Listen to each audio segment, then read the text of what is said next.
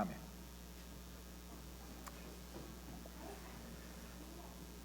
Today, sermon in Bahasa Indonesia. So for those who need a translating device, please take the translating device. And thank you for Hadi. It's gonna be the translator for us.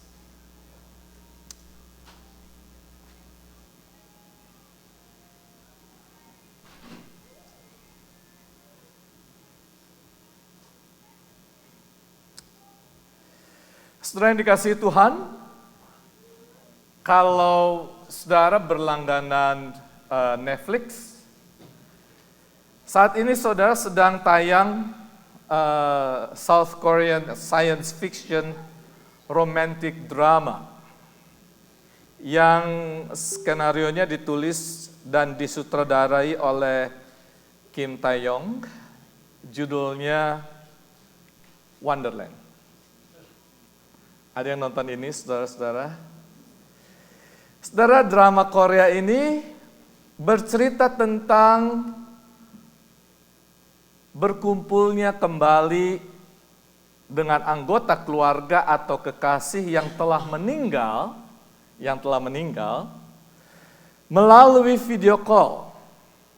Jadi, saudara, Wonderland itu adalah sebuah layanan komunikasi yang memungkinkan orang melakukan obrolan video dengan orang yang mereka cintai yang telah meninggal atau tidak mampu berkomunikasi. Teknologi ini menggunakan foto, video, dan rekaman internet dengan teknologi AI untuk menghidupkan kembali manusia secara virtual. Penampilan, kepribadian, dan semuanya. Berkat Wonderland, orang hampir bisa melupakan bahwa orang yang mereka cintai itu telah tiada. Namun apakah layanan ini benar-benar membantu kliennya berdamai dengan orang-orang yang telah kehilangan mereka? Tapi kemudian sudah terjadi semacam masalah. Pramugari Gu Jung-in, dia menciptakan versi Wonderland untuk pacarnya, saudara. Ini Gu Jung-in ini. Untuk pacarnya, Park Tae-ju yang koma. Jadi dia itu koma, di kehidupan nyatanya dia koma. Dia menghabiskan seluruh hari-harinya dengan versi virtual tentang pacarnya ini. Akan tetapi, saudara, ternyata kekasihnya itu bisa sadar kembali dari komanya. Di sini masalahnya, saudara. Jung-in, si pramugari, malah kesulitan beradaptasi dengan kehidupan bersama Park Tae-ju yang asli. Mengapa, saudara? Karena ketika Gu Jung-in membuat versi Wonderland pacarnya, maka semua data-data yang diberikan adalah yang baik-baiknya, bukan? Semua data yang diberikan saat membuat versi Wonderland AI pacarnya adalah kelebihannya, tetapi tidak memasukkan kekurangan dan kelemahan pacarnya. Sehingga versi AI menjadi seakan yang sempurna, sementara Park Tae-ju yang asli justru adalah manusia normal dengan segala kelebihan dan kekurangannya. Jadi rupanya Gu Jung-in, si pramugari itu malah lebih mencintai Park Tae-ju versi AI daripada yang aslinya. Padahal kita tahu bahwa versi AI itu fake, palsu. Hanya bisa dijumpai lewat video call saja. Nah, sudah dikasihi Tuhan, disadari atau tidak, kita sebagai manusia cenderung hanya ingin menerima yang baik-baiknya saja dari pasangan hidup kita, juga dari teman-teman yang ada di sekitar kita. Tetapi kita tidak mau menerima kekurangan dan kelemahan mereka, bukan?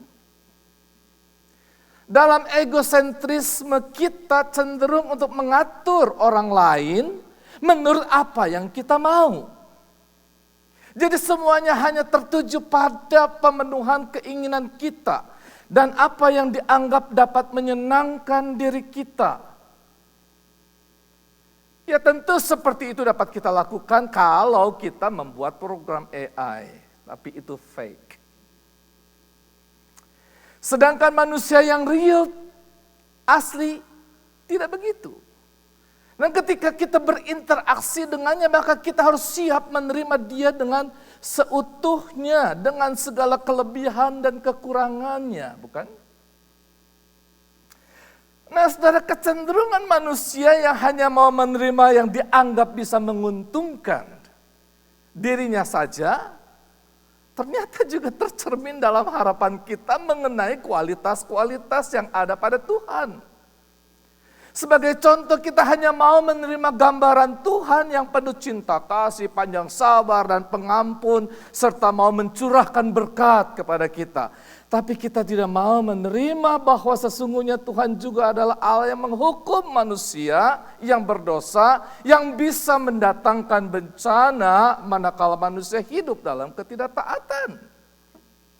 Dia adalah Allah yang pencemburu, yang melampiaskan murkanya sehingga bisa membinasakan. Tuhan itu bukanlah ciptaan manusia, sehingga kita bisa memprogramnya sekehendak hati kita seperti AI. Sebaliknya justru dialah yang menciptakan kita, sehingga kita yang harus menundukkan diri dalam kesetiaan dan ketaatan kepadanya. Jadi, ketika kita beribadah, maka tujuan ibadah bukanlah untuk menyenangkan hati kita. Sebaliknya kitalah yang harus datang dengan membawa diri kita sebagai persembahan yang hidup, kudus, dan menyenangkan hati Tuhan. Itulah ibadah yang sejati dan itu hanya bisa terjadi jika kita memiliki kasih, genuine love, sincere love, bukan yang fake love. Hari ini saudara, topik kita adalah be devoted to one another in brotherly love. Roman 12, 9-16, saudara. Dan Paulus memulai perikop ini dengan nasihat, hendaklah kasih itu jangan pura-pura. Love must be sincere. Dan true love itu tidak memaksa orang untuk berubah menurut apa yang kita mau. Sebaliknya justru kita bersedia menerima seseorang yang kita kasih itu sebagaimana adanya dengan segala kelebihan dan kekurangannya. Baiklah saudara yang dikasihi Tuhan, sebelum saya membahas ayat-ayat yang telah kita baca hari ini, saudara, saya mau review dulu, saudara, review perikop sebelumnya yang sudah saya sampaikan dalam 2 kali khotbah, saudara. Jadi sebenarnya pasal 12 ini, Paulus ingin mengajarkan kepada jemaat di Roma untuk mempersembahkan tubuh kita sebagai persembahan yang hidup, yang kudus, dan yang berkenan atau pleasing to God. Itu adalah ibadahmu yang sejati. Jadi saudara, ada 3 tahap untuk membangun ibadah yang sejati ini. Yakni dimulai dengan memberikan persembahan yang hidup, living sacrifices. Lalu dilanjutkan dengan persembahan yang kudus, holy sacrifices. Dan terakhir adalah persembahan yang berkenan atau pleasing sacrifices to God. Sehingga 3 tahap ini membuat ibadah kita menjadi ibadah yang sejati. Saudara, pertanyaannya adalah mengapa 3 tahap ini digambarkan oleh Rasul Paulus? Saudara, tidak lain ini merupakan tahap-tahap orang membawa persembahan untuk beribadah di bait Allah. Perhatikan saudara gambar ini.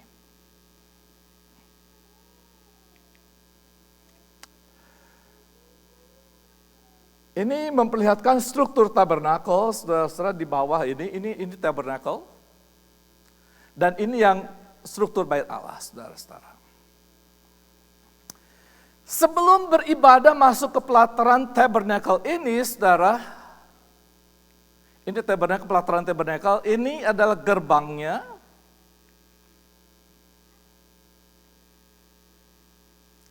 Maka seseorang harus mempersiapkan diri dulu, saudara.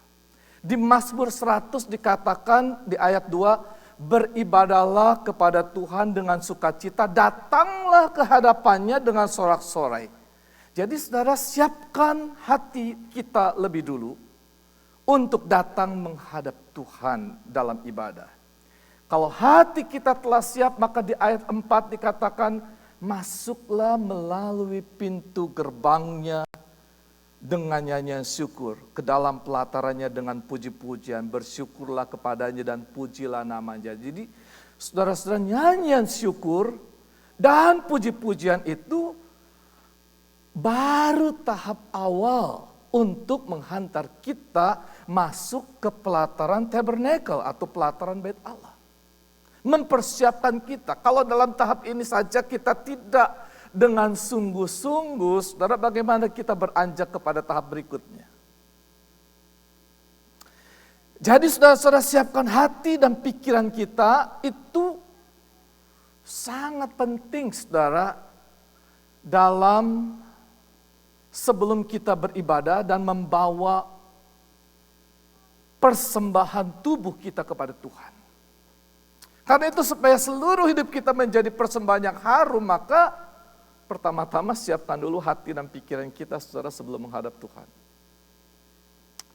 Itulah yang Paulus katakan di Efesus 5 ayat 18-19, saudara. Efesus 5 ayat 18-19, dan janganlah kamu mabuk oleh anggur, karena anggur menimbulkan hawa nafsu.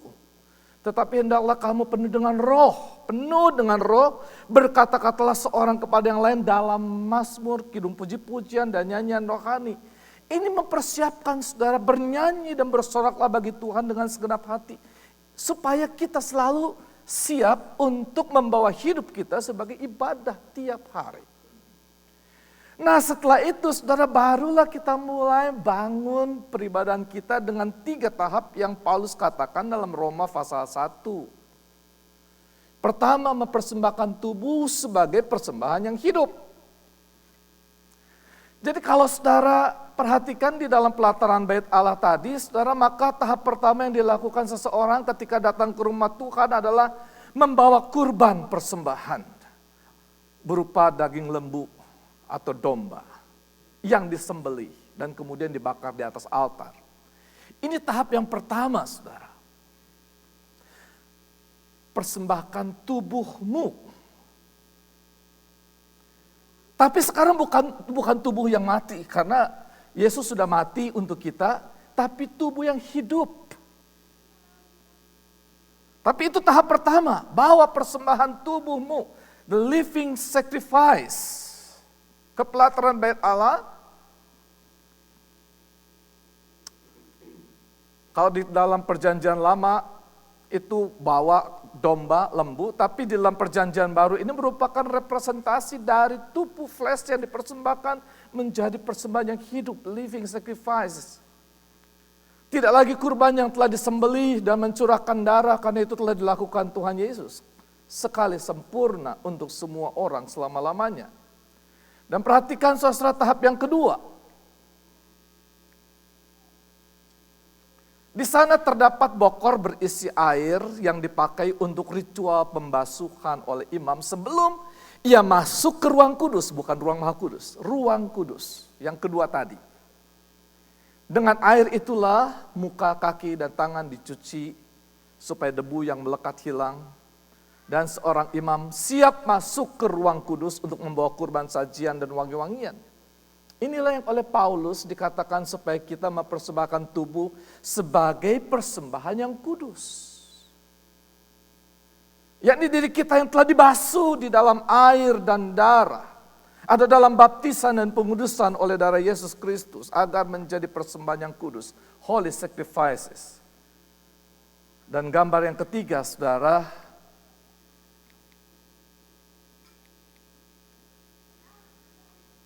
ini tahap yang ketiga di mana di sana terdapat mezbah persembahan yang di atasnya dipersembahkan kurban ukupan atau wangi-wangian yang harum sebelum menghadap Tuhan. Jadi di balik ini adalah the Holy of the Holies. Di sini ada incense altar. Wangi-wangian yang harum sebelum menghadap Tuhan yang berdiam di ruang Maha Kudus. Ini tahap yang ketiga yang oleh Paulus dikatakan sebagai pleasing sacrifice to God. Dan Daud mengatakan dalam Mazmur 141 ayat 2, biarlah doaku adalah bagimu seperti persembahan ukupan dan tanganku yang terangkat seperti persembahan korban pada waktu petang. Jadi tahap ketiga ini kita memanjatkan doa-doa sebagai persembahan ukupan yang harum di hadapan Tuhan. Kalau kita lakukan tiap pagi dan malam berdoa bersama, mari kita lakukan dengan sepenuh hati. Karena kita sedang mempersembahkan sesuatu yang harum di mezbah Tuhan. Amin. Dan ini ditegaskan juga di Wahyu 5 ayat 8, ketika ia mengambil gulungan kitab itu, tersungkurlah keempat makhluk dan ke-24 tua-tua di hadapan anak domba itu, masing-masing memegang satu kecapi dan satu cawan emas penuh dengan kemenyan. Itulah doa orang-orang kudus. Nah, saudara yang dikasihi Tuhan, dalam rangka mempersembahkan tubuh kita sebagai persembahan yang hidup, yang kudus dan berkenan kepada Tuhan, maka Ia menganugerahkan kepada kita dengan rupa-rupa karunia. Karunia-karunia yang ada pada saudara hanya bisa bertumbuh dan berkembang manakala kita menggunakannya dan mempersembahkannya kepada Tuhan demi pembangunan tubuh Kristus. Jadi saudara, kalau kita menyimpan saja dan malas untuk mengembangkannya, maka karunia itu tidak bertumbuh dan mati. Bahkan Tuhan bisa mengambilnya kembali dan menyerahkan kepada yang lain. Seperti seorang hamba yang menerima 1 talenta dan menguburnya.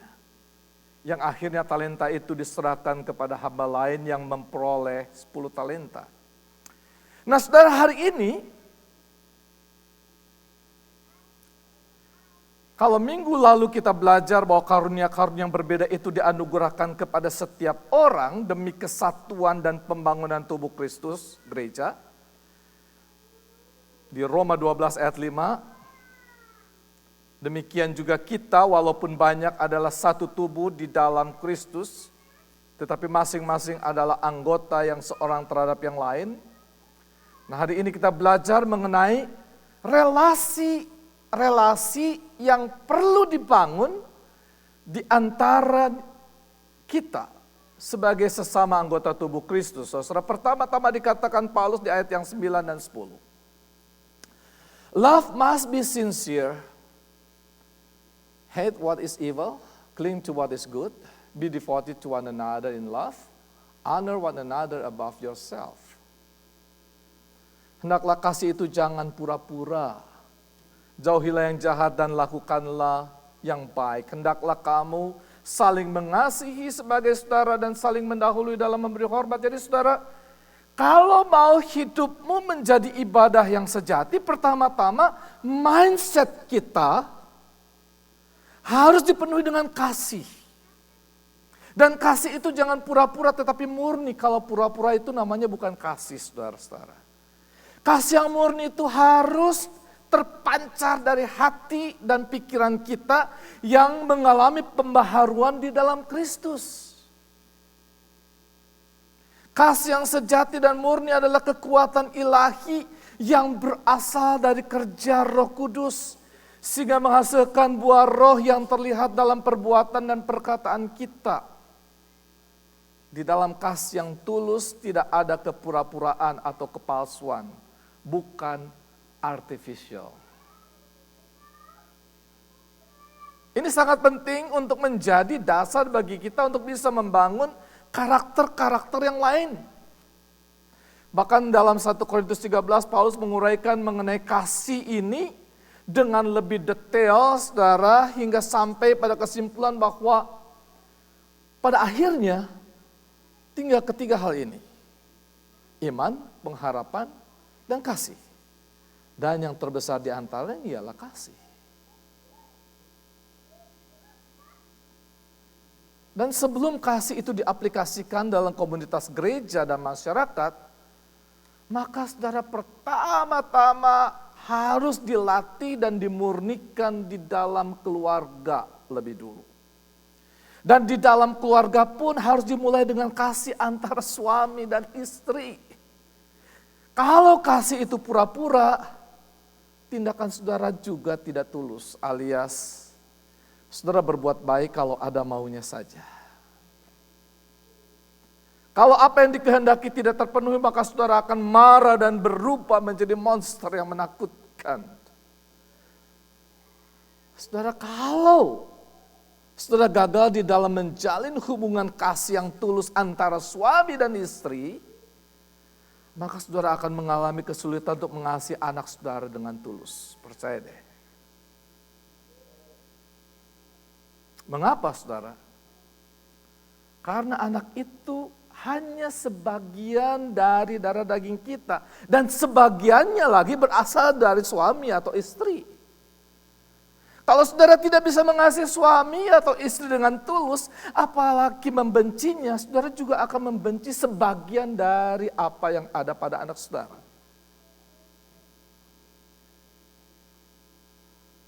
Dan kalau saudara gagal mengasihi pasangan hidup saudara dan mengasihi anak saudara, gagal mengasihi anak saudara dengan tulus, maka bagaimana saudara bisa mengasihi dengan tulus orang lain di sekitar saudara? Sebagai contoh saudara, pelayanan yang baik dari seorang dokter, nurse, caregiver terhadap pasiennya bukan hanya bersumber dari pengetahuan saudara, tetapi dari hati saudara yang memancarkan kasih. Ini dapat diaplikasikan dalam pekerjaan apapun. Selagi saudara berelasi dengan manusia yang real, bukan AI, saudara membutuhkan kasih. Kalau tidak ada kasih, maka institusi saudara akan berubah menjadi mafia. Pelayanan di hospital, kalau tidak diwarnai dengan kasih, maka hospital bisa menjadi mafia.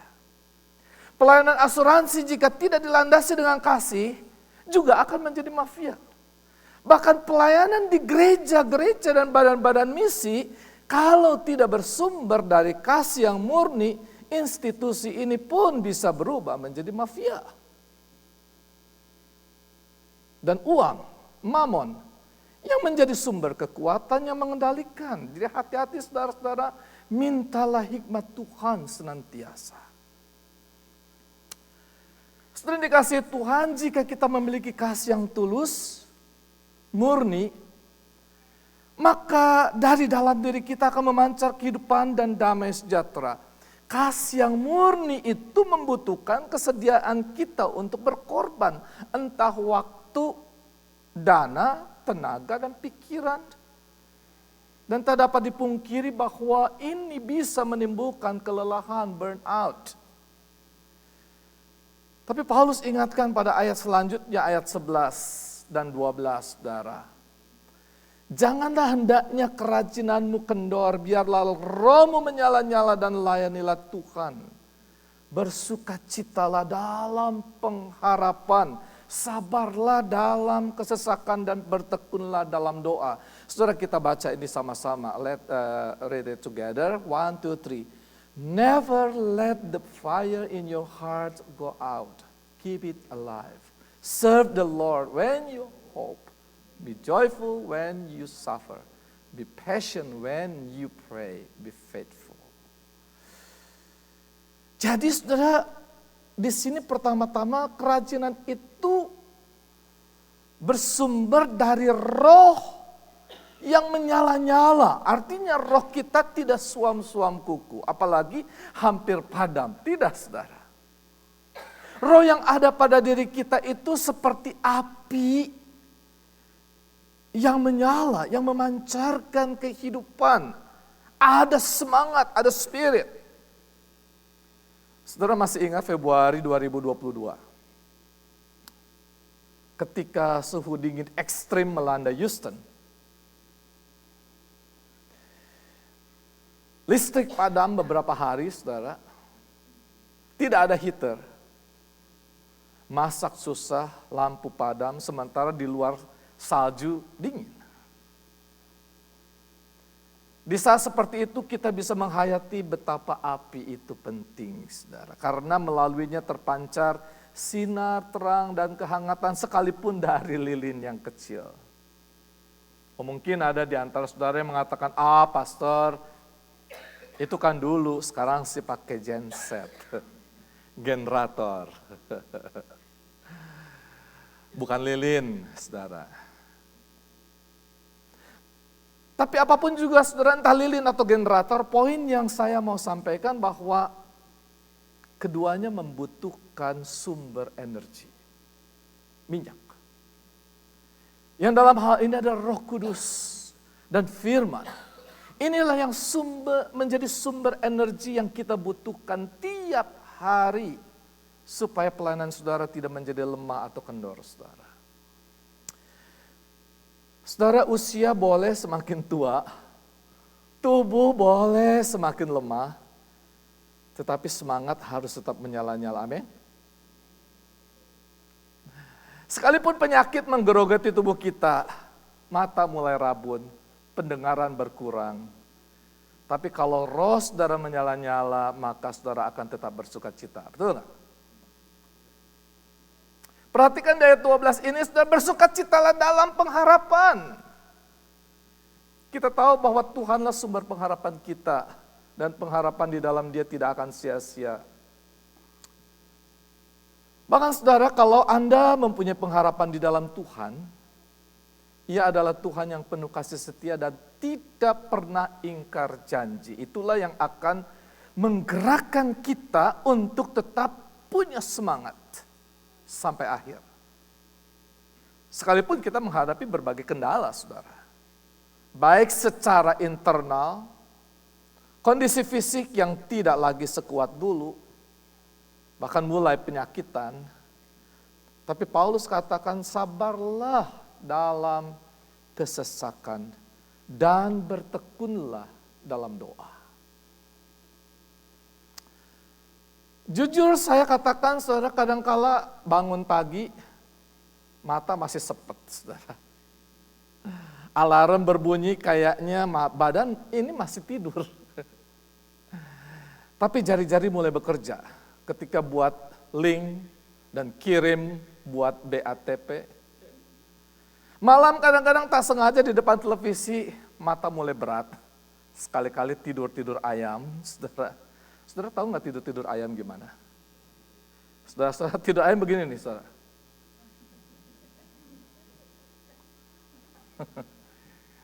Jadi tidur kadang-kadang kaget gitu. Tapi toh kita harus tetap semangat. Jangan kendor. Tekun dalam doa. Sekalipun pokok doa tetap sama, kadang-kadang ada tambahan. Dan bagusnya Cihun selalu kasih update. Update. Ini sekarang doanya ini. Si Anu begini. Wah, saudara, jadi diupdate kadang-kadang. Tapi doa saudara itu menjadi wangi-wangian di mezbah Tuhan loh, saudara. Walaupun tiap hari, pokok doa kadang-kadang ada perubahan. Nah, saudara yang kekasih, kalau saudara tetap rajin dan semangat, roh menyala-nyala, ada sukacita dan terus mendoakan, mereka membutuhkan dukungan rohani, maka ini akan meringankan saudara untuk pelayanan berikutnya. Paulus katakan di ayat 13, bantulah dalam kekurangan orang-orang kudus dan usahakanlah dirimu untuk selalu memberikan tumpangan. Saudara, kalau dikatakan kekurangan, ini tidak selalu berkonotasi materi, saudara, karena kekurangan bisa terjadi dalam berbagai bentuk. Misalnya kekurangan pengetahuan, kurang sehat, kurang kuat. Malah Paulus katakan dalam 1 Korintus 12 ayat 23-25, dan kepada anggota-anggota tubuh yang menurut pemandangan kita kurang terhormat, kita berikan penghormatan khusus. Dan terhadap anggota-anggota kita yang tidak elok, kita berikan perhatian khusus. Hal itu tidak dibutuhkan oleh anggota-anggota kita yang elok. Allah telah menyusun tubuh kita begitu rupa, sehingga kepada anggota-anggota yang tidak mulia diberikan penghormatan khusus. Ayat 25, supaya jangan terjadi perpecahan dalam tubuh, tetapi supaya anggota-anggota yang berbeda itu saling memperhatikan.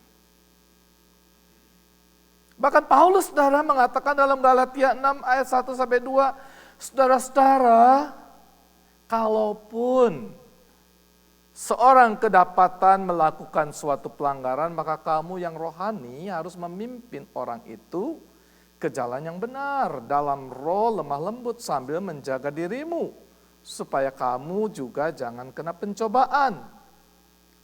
Bertolong-tolonglah menanggung bebanmu, demikianlah kamu memenuhi hukum Kristus.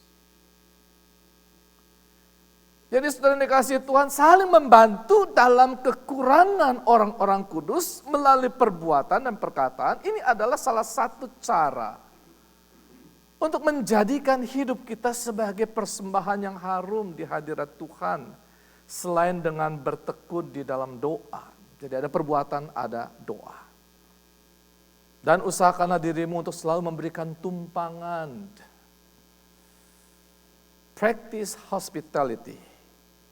Setelah beberapa waktu yang lalu saya sedikit bingung mengenai salah satu bidang studi yang belakangan ini banyak diminati. Biasanya kalau kita ditanya, kamu kuliah apa? Ada yang mendalami ilmu teknik, tentu berbagai cabang teknik di dalamnya, ilmu sosial, ilmu ekonomi, ilmu politik, ilmu kesehatan dan sebagainya. Tapi beberapa waktu lalu saudara ada pemuda yang mengatakan bahwa ia kuliah untuk bidang hospitality. Saya pikir hospitality ini orang ini dipersiapkan untuk kerja di hospital, kayak dokter atau nurse atau farmasi atau gimana, saudara. Tapi ternyata yang dimaksud adalah perhotelan. Karena di Indonesia masih disebut kuliah pariwisata dan perhotelan, ya. Malahan ini semua termasuk, saudara, kalau kita lihat sosial. Ini ternyata termasuk semua nih dalam the hospitality industry. Hotel, motel, hostel, apalagi catering, school, restoran, snack, termasuk kasino, gambling, arcades, tourism. Itu semua masuk ke hospitality, pub juga, pub, bars. Saudara kebayang nggak kalau industri hospitality ini,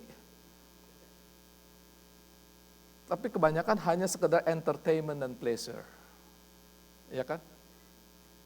Nah saudara, di ayat 13 ini Paulus mengatakan usahakanlah dirimu untuk selalu memberi tumpangan, NIV menggunakan kata practice hospitality. Tentu yang dimaksud bukan rumah kita berubah fungsi menjadi penginapan atau hotel. Lantas memasang tarif buat mereka yang mau menumpang di rumah. Karena jelas yang dimaksud adalah tumpangan bagi mereka yang berkekurangan. Dan ini harus merupakan ekspresi dari kasih yang tulus, yang tidak mengharapkan imbalan. Akan tetapi saudara, ini pun berlaku sebaliknya, saudara. Orang yang menerima pertolongan atau tumpangan, jangan abusive, sehingga menyalahgunakan bantuan atau orang yang memberikan pertolongan dengan bertindak tidak bijaksana. Saya perhatikan saudara, di Amerika ini, begitu banyak orang menyalahgunakan tunjangan atau bantuan sosial, saudara. Belanja di grocery sebanyak-banyaknya sampai troli penuh setelah troli. Tapi bayarnya pakai kupon. Sehari-hari hanya nongkrong di depan televisi. Tidak bekerja, badan menjadi semakin gemuk. Mereka mendapat bantuan kesehatan, tidak perlu bayar asuransi dan tidak membayar pajak. Tapi menjalani kehidupan seenaknya saja, foya-foya dan jalan-jalan. Sementara mereka yang bekerja keras, membayar pajak, bayar asuransi yang semakin tinggi. Dan ini namanya abusive, saudara, nggak betul. Ya.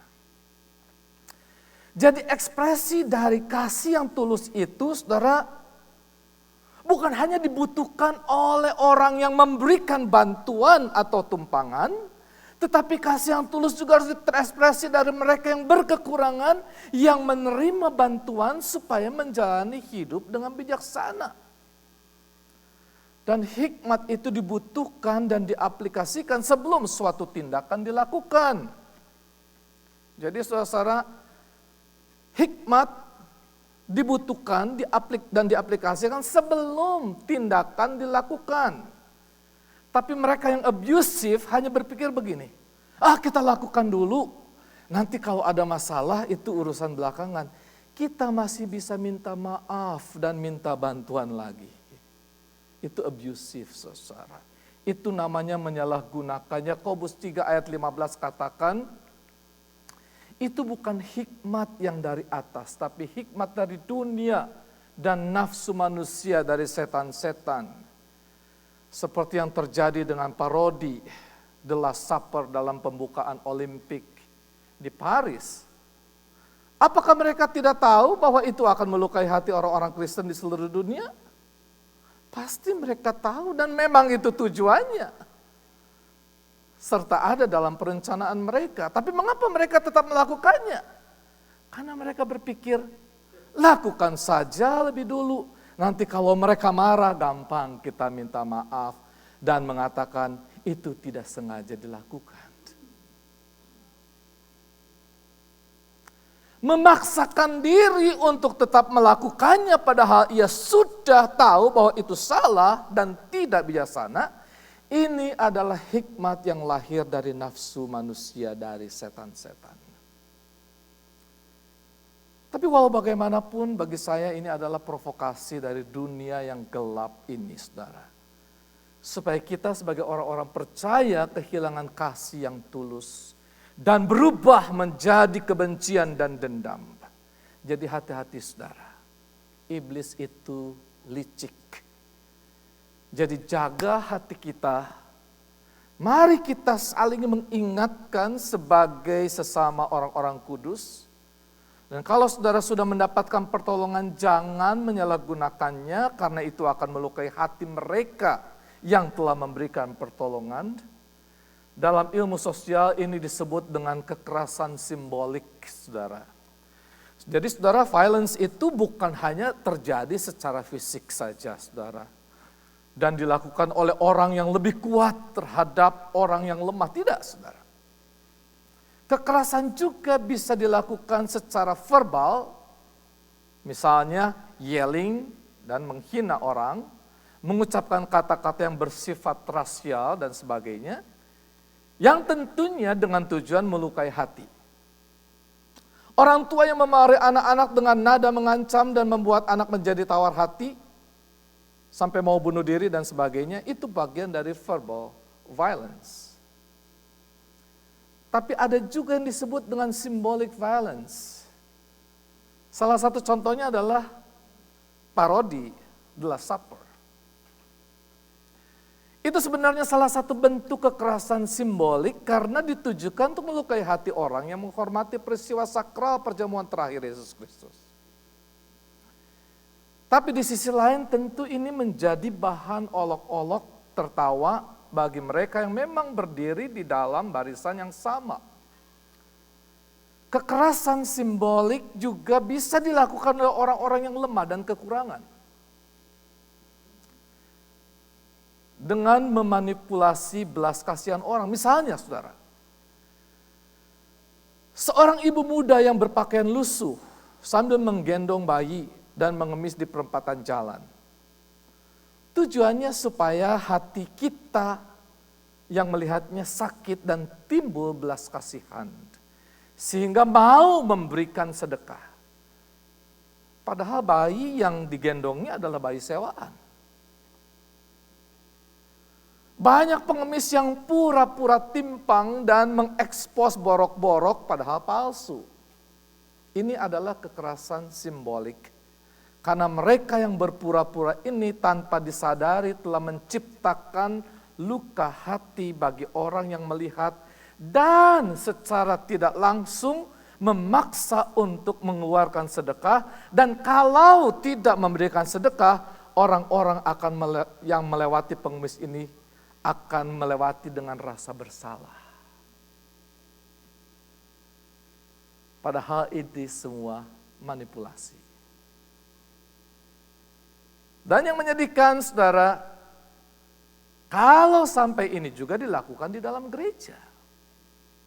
Memanipulasi jemaat dengan khotbah atau firman Tuhan dengan kata-kata yang menyentuh, yang kemudian menimbulkan rasa bersalah dan rasa berdosa yang sebenarnya tidak murni didasarkan pada penyesalan yang tulus di hadapan Tuhan, yang ujung-ujungnya adalah memanipulasi jemaat untuk menyerahkan harta miliknya kepada gereja.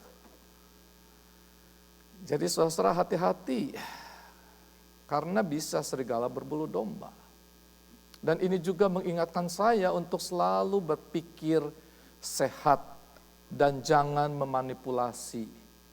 Jadi saudara, tolong doakan saya selalu supaya memang perkataan yang keluar dari mimbar ini dapat memberkati saudara dan membangun kehidupan saudara, bukan memanipulasi saudara. Jadi ingatkan saya kalau saya salah ya.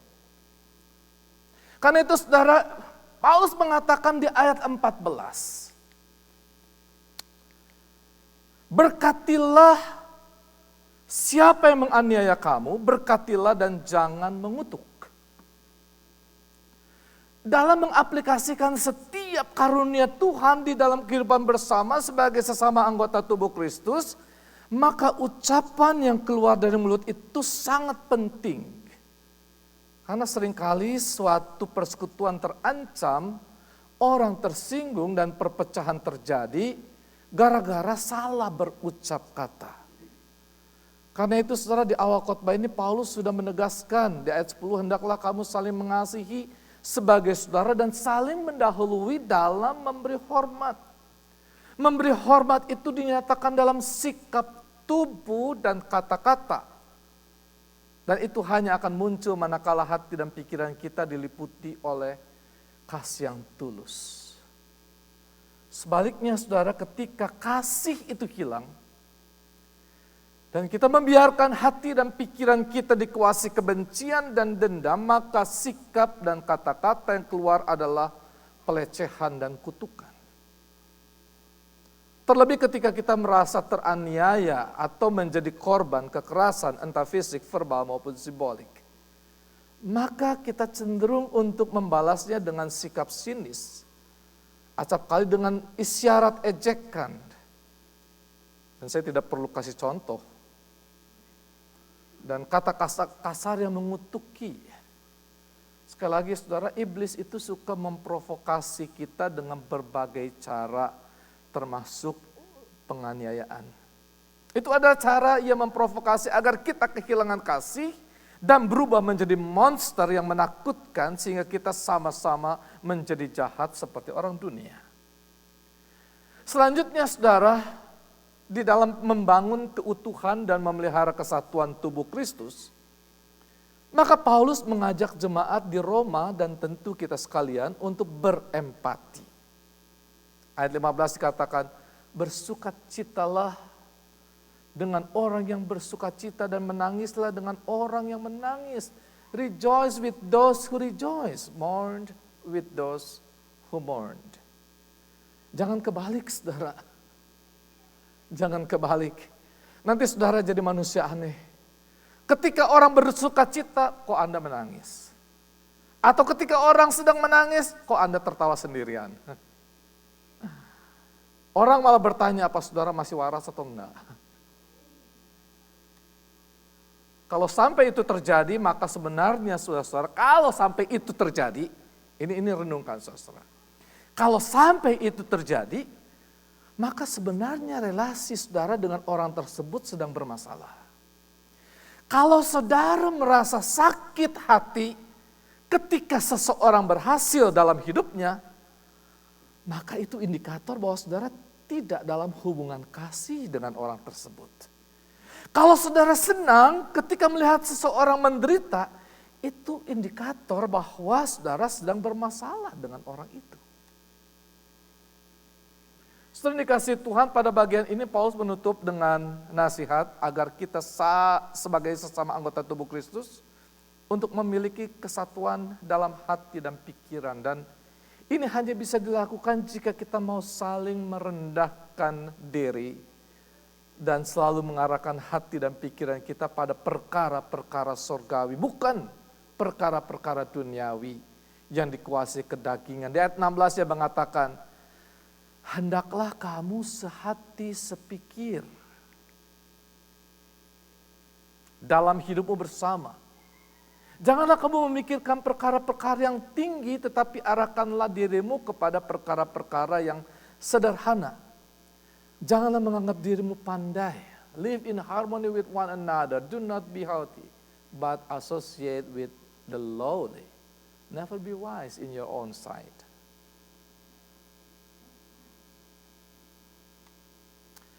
Setelah dikasih Tuhan, sekali lagi saya mau menekankan bahwa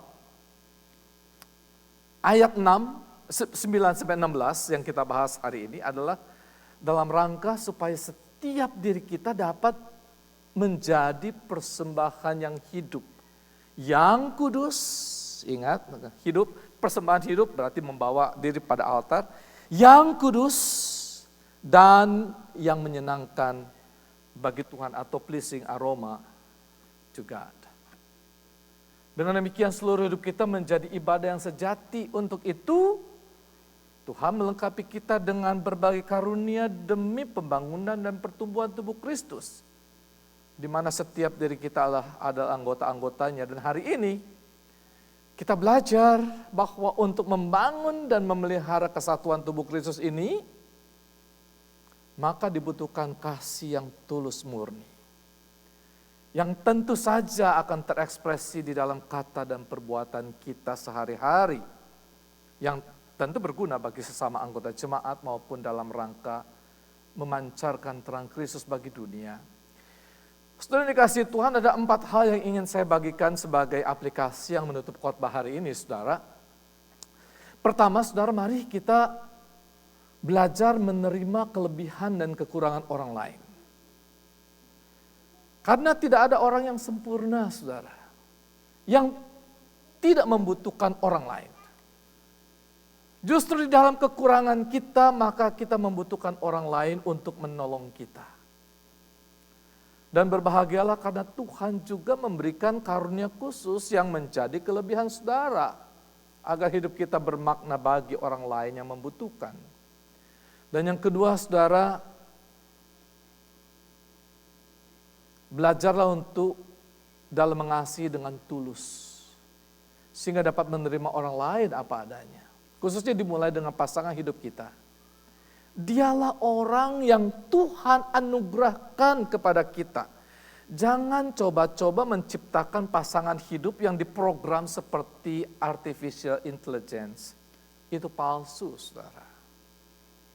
Dan hanya memanipulasi pikiran dan hati kita, dan menjerumuskan ke dalam kehidupan yang semu. Kasih yang tulus bukan menuntut orang lain berubah menurut keinginan kita, melainkan perubahan paradigma kita di dalam memandang sesama kita. Dan yang ketiga, saudara, bagian yang penting yang mungkin telah keliru ditanamkan di hati dan pikiran kita, yakni kita harus memandang Tuhan itu secara holistik. Banyak orang yang mau percaya kepada Tuhan, hanya Tuhan yang diceritakan dalam perjanjian baru saja.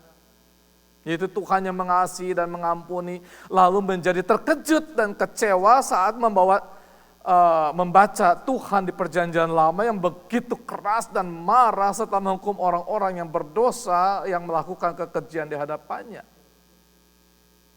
Karena Tuhan tidak mentolerir dosa yang dapat merusak kekudusannya. Itulah Yahweh, Tuhan yang telah menciptakan alam semesta. Gimana saudara menyebut nama Yahweh?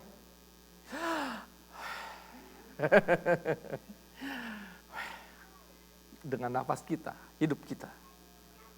Dialah yang menciptakan alam semesta ini, yang menghendaki agar kita hidup dalam ketaatan dan kesetiaan kepadanya. sebagai ekspresi kasih kita kepada Tuhan. Ulangan 6 ayat 4-5. Dan satu lagi saudara,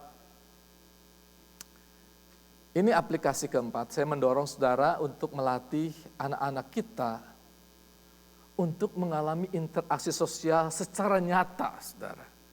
Dengan teman-teman real. Perangkat elektronik yang menyediakan layanan game dan media sosial tentu baik-baik saja dalam mempermudah dan mempercepat suatu komunikasi. Tapi ini perlu dibatasi saudara dan diawasi. Jangan sampai menggantikan interaksi antar manusia yang asli. Saudara.